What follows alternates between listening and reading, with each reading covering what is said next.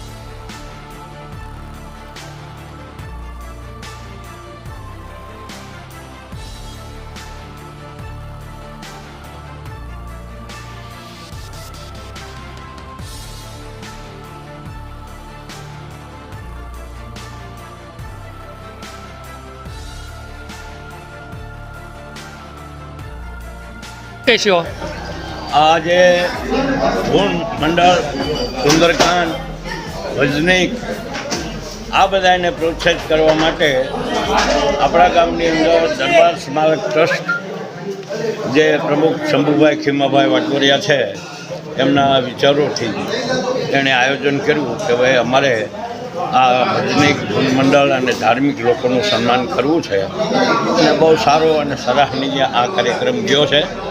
आमनी अंदर આગેવાન તરીકે માનનીય શ્રી ધારાસભ્ય દેવીભાઈ કાકડિયા હાજર રહ્યા હતા અને વિશ્વ હિન્દુ પરિષદ મંત્રી શ્રી મહેતા સાહેબે પણ હાજર રહ્યા હતા અને ગામના આગેવાનો બધા હાજર રહ્યા હતા।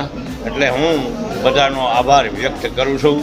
બોલે નીલકંઠ મહાદેવની જય।